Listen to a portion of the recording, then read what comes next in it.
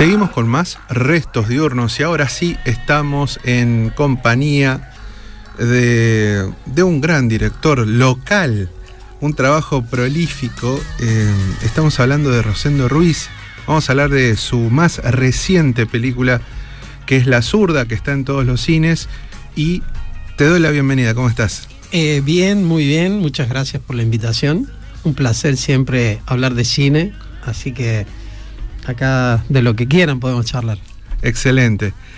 También nos acompaña para charlar Andrés Linares, ya que tenemos al columnista de cine, que mejor que hacemos también la entrevista todavía más jugosa de lo que puede salir. Así que bienvenido también, Andrés. Gracias, Juan. ¿Cómo va? ¿Todo bien? Todo bien. Un gusto reencontrarnos nuevamente. Nos encontramos al aire, exactamente. Exactamente, sí.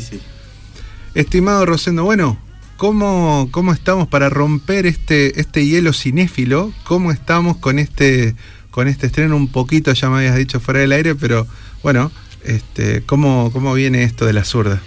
Mirá, muy contentos porque los 2 primeros días de estreno, que fue jueves y viernes, nos llegan datos de que el jueves, por ejemplo, fuimos la primera película en audiencia en Córdoba, y ayer todavía no nos dicen los números, pero también sabemos que hemos llenado algunas salas.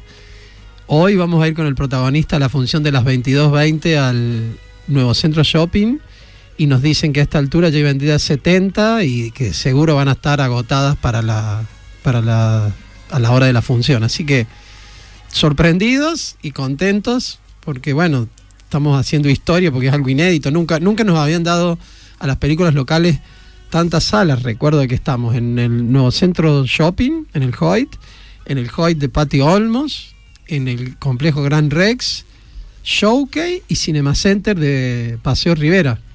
Increíble haber podido acceder a 5 salas de importantes de Córdoba, a 5 complejos. Así que, bueno, sorprendidos y contentos con la expectativa. Ojalá que siga así.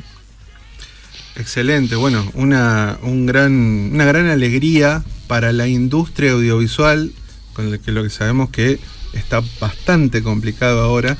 Quería ahí preguntarte, por ejemplo, a comparación, hablamos ahí de cantidad de salas, de número. Cuando estrenó De Caravana, por ejemplo, que fue tal vez la película más taquillera del cine cordobés, ¿cuántas salas tuviste en ese...? En el estreno de Caravana fue más chico, estuvimos nada más que en 3 salas. Estuvimos en el Gran Rex y en los Dinos en ese momento, en el Dino de Rodrigo del Busto y el de el Ala. Y ahora estamos jugando en más salas, y el comienzo más auspicioso que el que fue de Caravana. De Caravana el comienzo no fue tan fuerte como ahora. Qué bueno. Me quedé pensando en esto del estreno en las salas. No es un detalle menor, teniendo en cuenta la situación de la distribución, ¿no?, de las películas del cine nacional, que siempre fue un eslabón de la cadena muy complicado, dónde ver las películas, y sobre todo en los complejos de salas que están literalmente colonizados por un cine que no es precisamente el cine nacional, las grandes megaproducciones. Pero poder ver cine nacional, cine cordobés en particular, en las salas de gran tamaño de la ciudad y de otras partes del país también, porque en simultáneo se ha estrenado en otras salas del país, yo creo que también le da una posibilidad a un público amplio, ¿no? De que si no estuviese en esas salas, no sé si se enteraría quizás, o podría ir a otros espacios que llamamos alternativos, más pequeños, sin desmerecer, por supuesto, porque gracias a eso también podemos ver otro cine, pero digo, no sé si si se enteraría e iría. ¿Vos cómo lo ves que la gente tenga la oportunidad de, aparte de ver las superproducciones, también ver una película cordobesa en las salas? Eso me parece que no debería ser la excepción. Deberíamos, como espectadores cordobeses de esta ciudad, tener opciones todas las semanas o una vez por mes de decir, bueno, veo Misión Imposible, veo a Suar o veo una película de Córdoba. ¿Por qué tiene que ser tan raro que pase? Es la función de nosotros los artistas, de estar devolviendo historias a nuestra propia sociedad, como pasa con el cuarteto. Yo les digo a los muchachos de Monada que trabajan en la peli, les tengo una envidia a los cuarteteros, digo, porque pueden vivir de su arte y viven bien, y son muchas bandas, y nos sentimos los cordobeses representados y contentos por tener esta música, y a la vez podemos escuchar jazz, rock, podemos escuchar lo que se nos antoje, pero tener algo propio. Y el gran desafío que teníamos ahora con la Zurda era conquistar 2 jugadores más que estaban faltando en el escenario del cine cordobés, que hace 14 años empezó a armarse con técnicos, actores, el Estado, que desde el sector fuimos trabajando y conseguimos una ley de cine, eso trajo el polo audiovisual. Hace unos años armamos el cash rebate de la MUNI, ahora salió el cash rebate de gobierno, que ayuda a las producciones audiovisuales. Bueno, pero vos, como bien decías vos, la mayoría de nuestras pelis las estrenamos, sí, en espacios alternativos, entre ellos el Cine Club Municipal Hugo del Carril, que es nuestro templo, es nuestro hogar. Yo soy socio, voy 2 veces por semana mínimo, tenemos talleres, los estrenos son increíbles, pero quedábamos ahí. Entonces, para mí el verdadero desafío nuevo con esta película, con la Zurda, era que nos den bola estos cines, y después que nos dé bola el público común, que, como decías, no va al cine club. Es más, muchos no saben ni que existe el cine club. Entonces, eso, si ahora con la Zurda lo alcanzamos, es una conquista para el cine cordobés increíble. Yo lo hago para el cine cordobés. Obviamente que quiero que vayan a ver mi película mucha gente, pero ya que quede todo lo que fuimos armando desde Caravana para acá, hizo que surgieran un montón de realizadores, de muy buenos realizadores, muy buenas películas. Así que bueno, espero que se consolide un público cordobés que vea cine cordobés, y que las salas nos sigan dando nuestras oportunidades, y que no sea una excepción, que a partir de ahora, dentro de unos años, digamos, ¿te acordás? Como que con la Zurda fue como la primera que abrió unas puertas más grandes para el cine. Ojalá. Con respecto ya a la película en sí, me gustaría saber cuándo se empezó a gestar la idea. No sé si empezaron estrictamente por el guión, ya estaba casi como pensado para irlo caminando, o la idea tardó mucho tiempo en macerarse. Y después me gustaría, en base a otras películas tuyas, tanto como de Caravana como Casa Propia, que particularmente a mí me gustó muchísimo, cómo vas trabajando tanto técnicamente, si has variado, sentís al menos que ha evolucionado un trabajo, o has buscado cosas nuevas para filmar, para un plano, contraplano y todas esas cuestiones del cine. Mirá, el guión de La Zurda lo escribimos con Alejandro Cosa, mi amigo, uno de los más grandes cinéfilos de la ciudad. O sea, si hay alguien que ha hecho cosas por el cine de Córdoba, es Alejandro. Es profe, es programador, es formador de gente, guionista, director. Nos largamos a escribir La Zurda, apenas terminamos con el estreno de Caravana.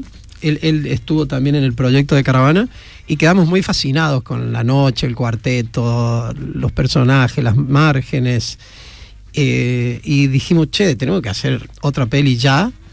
En un principio era más un género una película bien de género, como el film noir, ¿viste? Las formas, los elementos del film noir es noche, policía corrupta, mujer fatal, detective. Bueno, acá nos empezamos a correr del género, porque no era un detective, pero sí tomamos muchos elementos del género noir.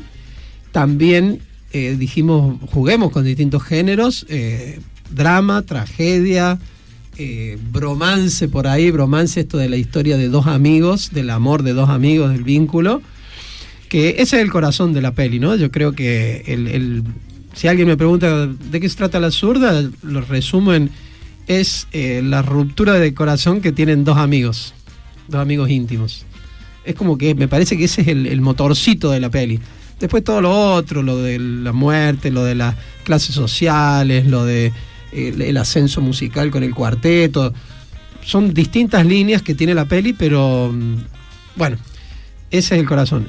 Y yo siento que en la evolución, o que me preguntabas, yo soy muy fanático del cine en general. Entonces todo el tiempo estoy viendo películas y estoy viendo planos, estoy viendo el sonido, cómo ha sido usado. Entonces ahí uno va descubriendo ya cómo es lo que a uno le sale, lo que uno más quiere, pero también uno se propone cosas nuevas. Y en esta peli la idea era más clásica, con más cantidad de planos cada escena, plano contra plano. Yo venía trabajando mucho el plano secuencia, casi siempre el criterio era: si la escena se cuenta en un solo plano, vamos con un solo plano.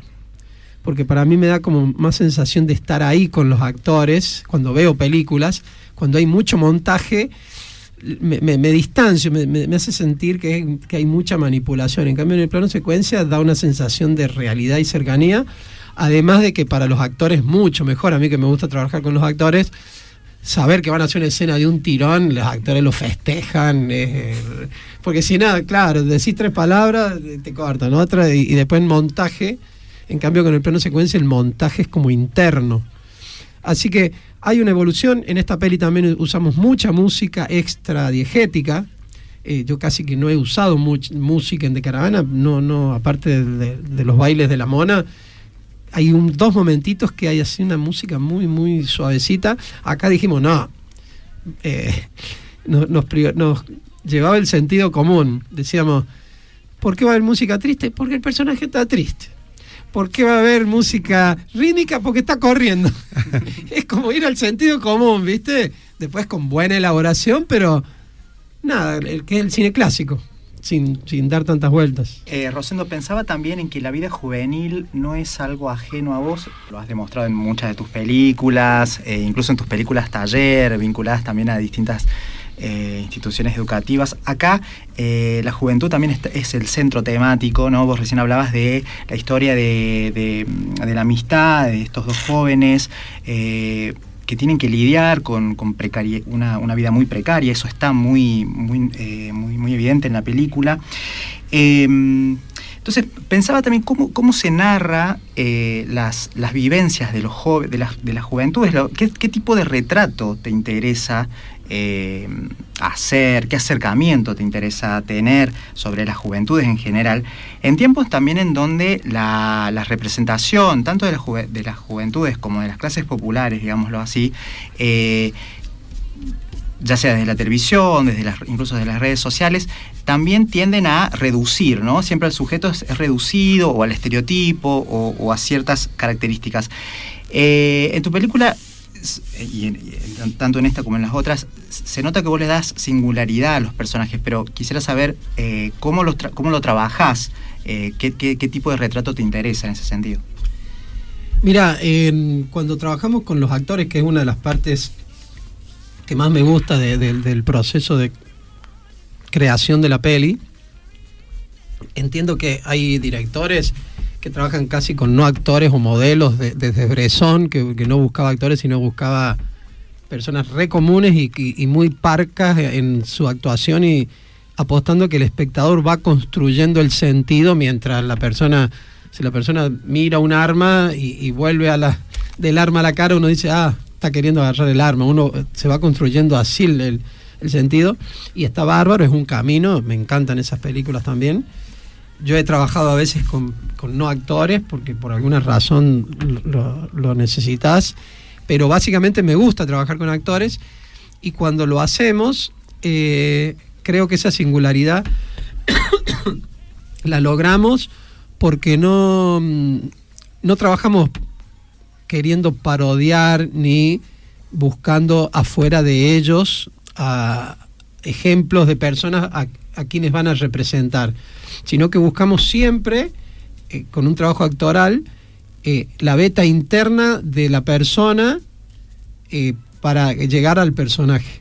Es como si vamos a hacer una película y ustedes 2 tienen que pelar el asesino vos y vos el banquero millonario. Entonces no es que vamos y buscamos a un asesino, estaría buenísimo poder hablar con un asesino para conocer cómo funciona esa cabeza o cómo funcionó, y hay algo de contexto que hay que saber, pero el trabajo que hacemos es que vos encuentres tu propio asesino adentro, si la vida te hubiera tocado puesto en esa circunstancia y a vos en otra, haber nacido en una familia millonaria y tener que administrar la fortuna. Entonces, desde ese juego imaginario y buscando adentro de uno, diciendo, bueno, y quiero trabajar mi parte más segura. Quiero hacer un personaje seguro, porque generalmente yo ahí les doy libertad porque es una oportunidad para el actor desarrollar algún aspecto que quisiera desarrollar en su vida. Hay distintas formas. Me acuerdo en este momento ahora, por ejemplo, el Laucha de Caravana. El Laucha es el verdadero chico pobre de Gustavo Almada. Y cumple características, pero no de estereotipo, porque la palabra estereotipo tiene como una connotación negativa, sino más bien de arquetipo. Porque en esa época todos los chicos se peinaban igual, usaban camisetas de Belgrano.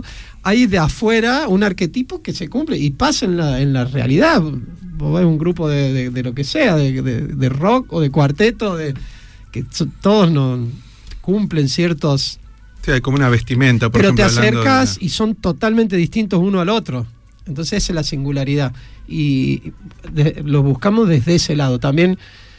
me atrevo a decir que el Maxtor de Caravana es el alter ego de Rodrigo Sabina. A Rodrigo Sabina, el actor, le hubiera encantado, no tendría que hablar con Rodrigo, pero mi percepción siempre fue de que él quisiera ser Maxtor en la vida.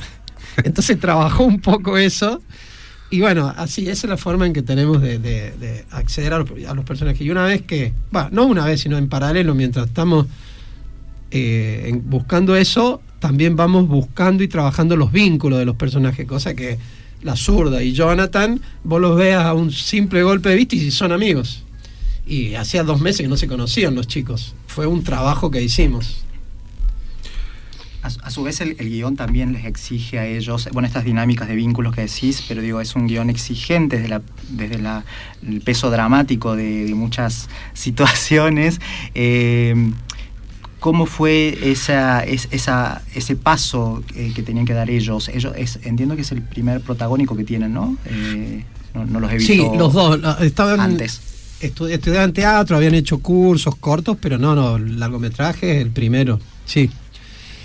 Y no sé, habría que preguntarle a ellos. Yo creo que yo siempre les dije a los chicos, sabiendo que íbamos a tener un rodaje muy ajustado, les dije, quiero trabajar mucho en estos meses anteriores, porque vamos a construir una ficción, vamos a construir una diégesis de los vínculos, para después simplemente documentarlos en esos 20 días que vamos a tener para filmar.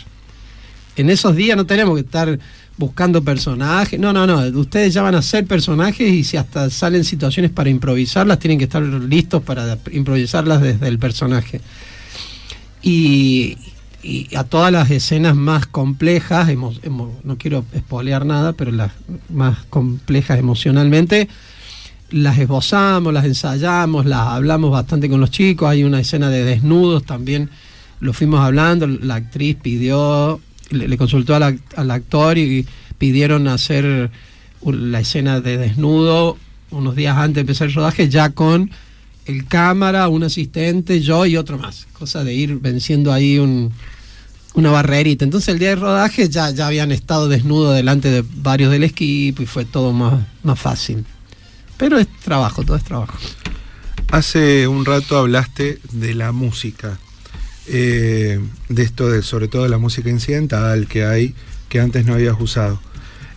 Por supuesto que la música siempre está en clave de cuarteto, por lo menos eso es lo que fuimos escuchando. Hay mucha base, se escucha mucha tumbadora, mucha conga, por ejemplo, para un momento más dramático, para algo más vertiginoso.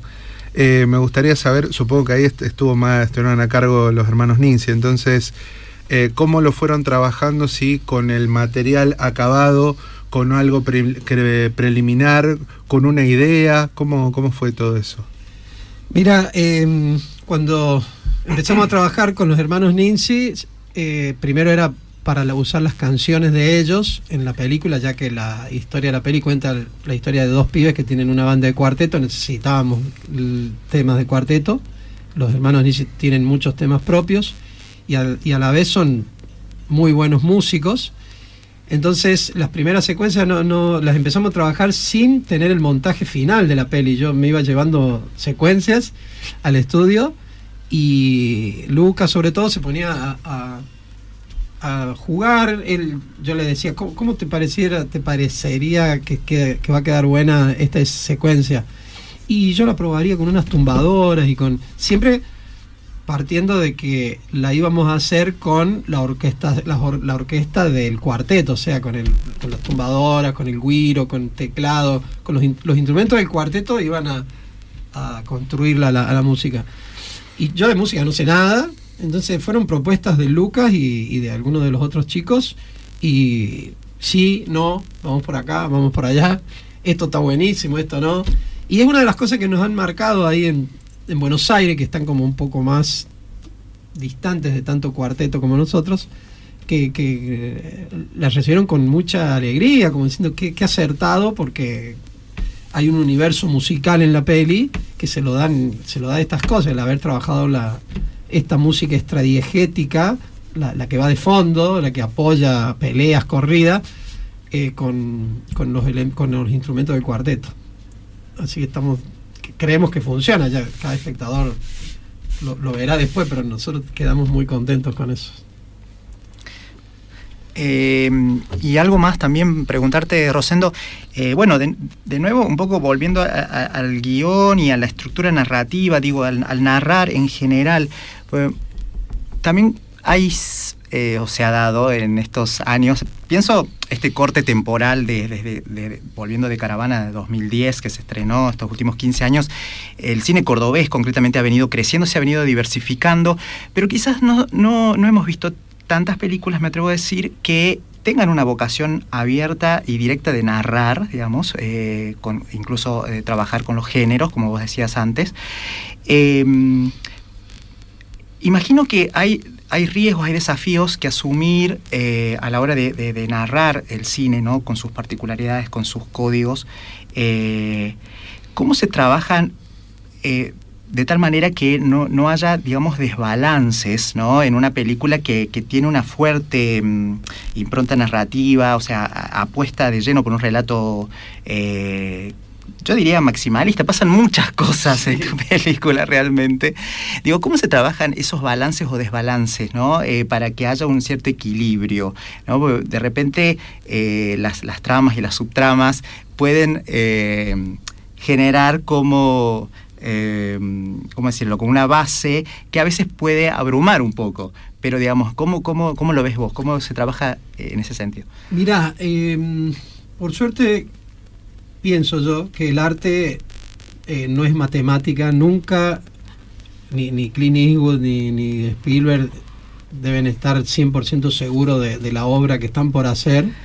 Me acuerdo yo de cuando estaba más cerca de la Mona y de su mundo, que varias veces sacaban canciones nuevas y apostaban a que el hit del disco iba a ser este tema, y al final era otro que no le ponían fichas una vez que lo largaban al público. Hay algo ahí que uno no domina desde la escritura.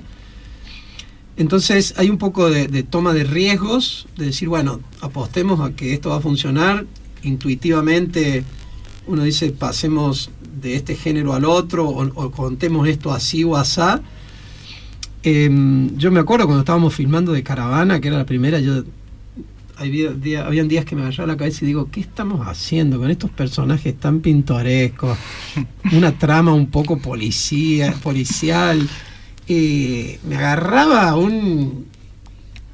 una incertidumbre tremenda. Y ahora también, pero también ahí donde puede surgir algo nuevo y uno descubrir algo nuevo.